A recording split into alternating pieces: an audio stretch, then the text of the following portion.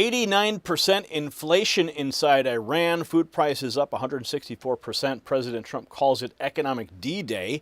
And the USS George Washington strike group just pulled into the region behind it.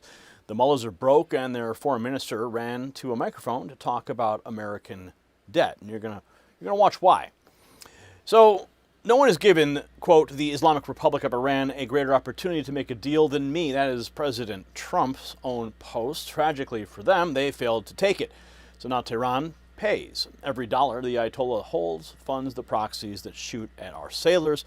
And every hand on the Strait of Hormuz is a hand on your gas pump. Coming up, I'm going to roll President Trump's line about the Strait nobody in legacy media will report. And Iran's foreign minister calling this economic terrorism. And new tonight from the healthcare desk, open enrollment pressure is building again across the country, and a familiar problem is back in the headlines. Millions of seniors overpaying for Medicare year after year, while the mailers and robocalls keep coming.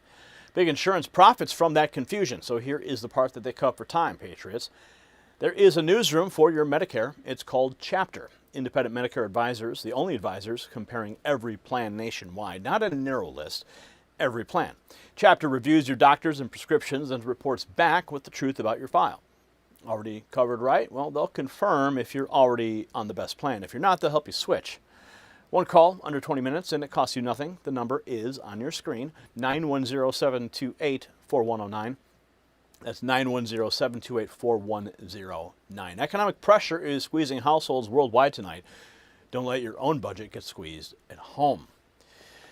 So, quote, right now the strait is open and lots of boats are coming through. People aren't reporting that. That's President Trump from his own mouth. The experts swore that it would spike oil. It didn't.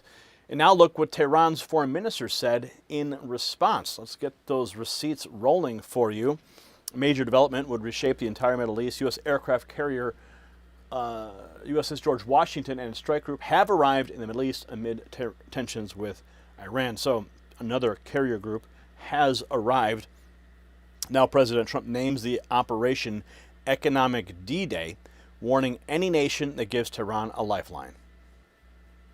Overnight, President Trump announced economic D-Day against Iran as he calls on other countries around the world to support the United States. The president indicated that if any country provides a financial lifeline to the Iranians, they'll face their own economic consequences. The president posting to Truth Social saying no one has given the Islamic Republic of Iran a greater opportunity to make a deal than me. Tragically for them, they have failed to take it. Therefore, today I am announcing the most crushing economic operation ever taken against any country. This will be economic warfare and isolation on an unprecedented scale. On Wednesday, the president described the state of play amid reports that the United States is still overseeing vessels through a safe corridor out of the Strait of Hormuz to export millions of barrels of crude oil each day.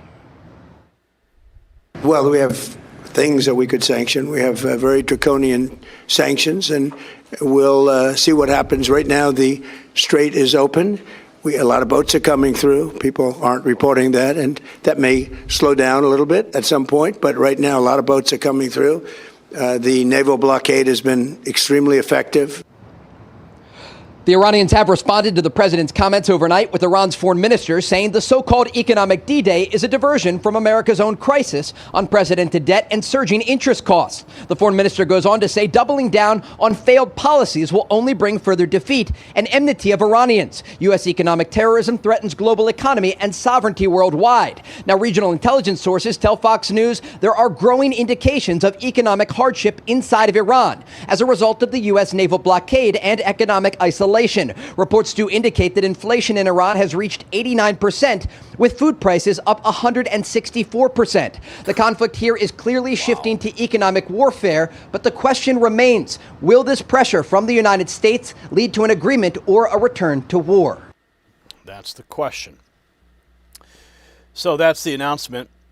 President Trump's own words now on the crushing economic D-Day right here. Trump says the U.S. has launched its largest ever economic operation against Iran. This is his Truth Social post here. No one has given them, the Republic of Iran, greater opportunity to make a deal than me. Tragically for them, they have failed to take it. Now, the most crushing economic operation ever taken against any country is underway. Iran's foreign minister calls it economic terrorism. That's what he says. Trump announced what he called the economic offensive against Iran. States, the president indicated that if any country provides a financial lifeline to the Iranians, they'll face their own economic consequences. The president posting to Truth Social saying no one has given. Trump says the U.S. has very draconian sanctions available against Iran, but adds right now the strait is open.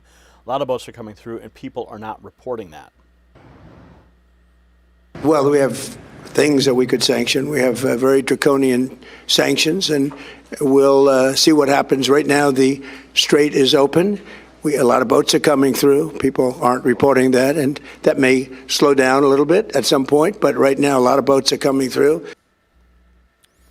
Iran's foreign minister says the economic D-Day is a diversion.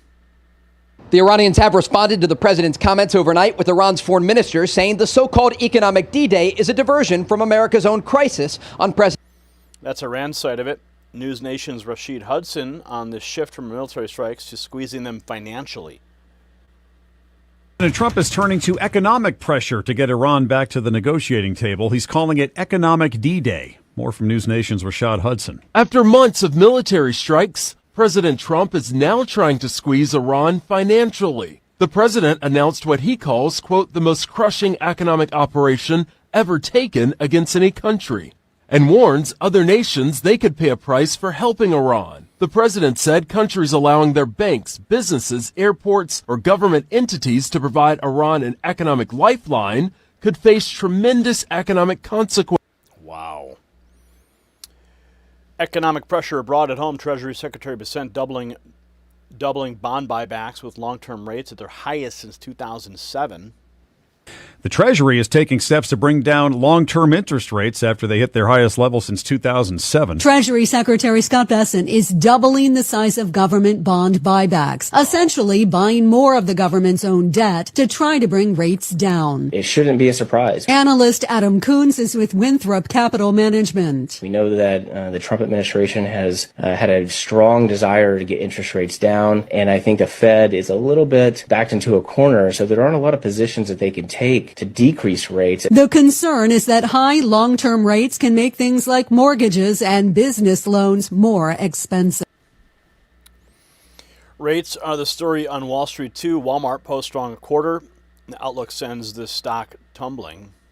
The Treasury yields rebound is dragging stocks down this morning, as is a disappointing report from Walmart. Walmart's an American institution. Huge stores, huge car parks, stacked shelves. Walmart doesn't so much speak as roar. It put up a strong performance in the April to June period, but its outlook was cautious, sending its stock tumbling. Walmart's e-commerce sales are surging, however, with the CEO touting price, speed and convenience as it takes on Amazon. Walmart sees itself as a tech company these days that trades at the NASDAQ as it pushes AI in stores, delivery trucks, and now drones.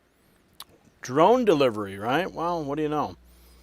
And shifting gears, a driver charged with vehicular homicide after plowing into a Michigan University cycling team in Tennessee. A driver faces vehicular homicide charges after he allegedly plowed his car into a cycling team from Milligan University in Tennessee. 2 sophomores were killed. 7 of their teammates were injured. They were on a training ride 11 miles from campus. The technology company Flock is making changes to its license plate reader cameras amid growing privacy concerns. News Nation's Danielle Dukin has more. The modifications include an audit feature to flag potential misuse and a requirement that law enforcement users provide a case number when conducting searches. The changes come after reports of law enforcement misusing the technology through data sharing and improper searches. Flock finally doing something, but they should all come down. New Emerson poll shows Democrats leading Republicans by 8 points ahead of the midterms. This should be pretty scary. A new Emerson College poll shows Democrats with an 8-point lead over Republicans ahead of the midterm elections. Sophia Vento is the campaign editor at The Hill. Trump's sour approval ratings paired with anxieties about the economy and the ongoing war in Iran have definitely, taken hold in the electorate. And Democrats definitely have the upper hand going in. We've seen polls ranging from 4% to 8% today to even 11%. So we'll definitely see if Democrats are able to pull it off, but the odds are definitely in their favor right now. The poll also shows growing support for the Democratic Socialists of America party. It also shows Secretary of State Marco Rubio leading Vice President J.D. Vance. Rubio leading Vance in 2028. Is that right? So,